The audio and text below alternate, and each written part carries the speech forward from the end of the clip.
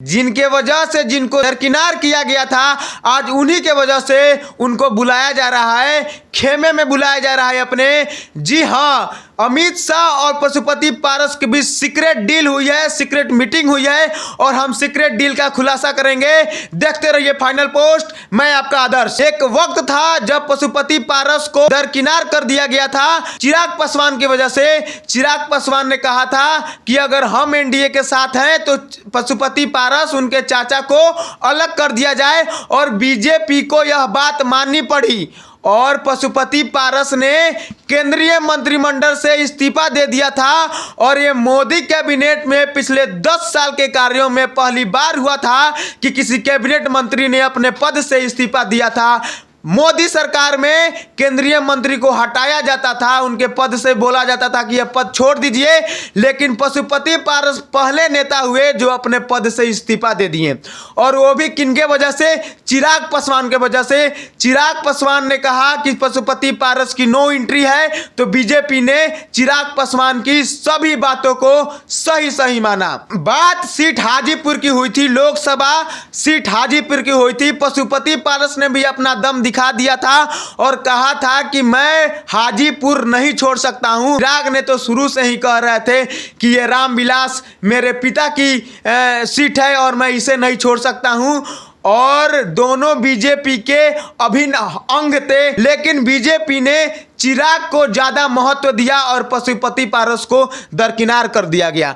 लेकिन समय बीतता गया और जब लोकसभा 2024 के चुनाव का नतीजा आया और चिराग ने अपने 5 सांसदों को 100% स्ट्राइक रेट से उनके 5 सांसदों ने जीत लिया, और इससे चिराग का कद एनडीए में और बढ़ गया। और जब से चिराग का कद एनडीए में बढ़ा है, चिराग के बागी तेवर से आप लोग तो वाकिफ हैं ही, चाहे वो वक्फ बोर्ड का मामला हो, जेपीसी में भेजा गया चिराग के विरोध से, और जेपीसी में चिराग ने अपने जीजा जमुई के सांसद अरुण भारती को जेपीसी में मेंबर भी बनवाया है। दूसरा, आप लोग के सामने यूपीएससी का लेटर एंट्री जिनका चिराग ने खुलकर विरोध किया था कि नहीं यह आरक्षण के खिलाफ है, और सरकार को चिराग के सामने घुटना टेकना पड़ा, और मोदी जी के कहने पे यूपीएससी ने उस नोटिफिकेशन को वापस भी ले लिया। सुप्रीम कोर्ट का फैसला हो, एससी एसटी में आरक्षण के मामले को सब कैटेगराइजेशन के मामला हो, उसमें चिराग ने सीधा खुला मन से कह दिया ये हम स्वीकार नहीं है,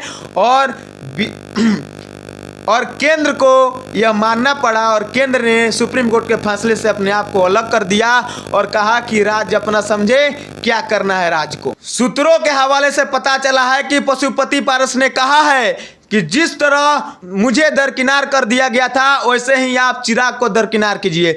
जिस तरह मैं बिना कहे मंत्रिमंडल से इस्तीफा दिया था, उसी तरह आप चिराग को कहिए कि आप भी मंत्रिमंडल से इस्तीफा दे, तभी हम चिराग को डैमेज करेंगे।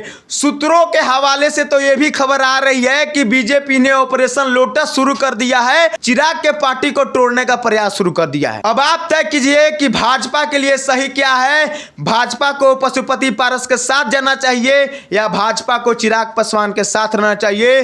देखते रहिए फाइनल पोस्ट। बहुत बहुत धन्यवाद।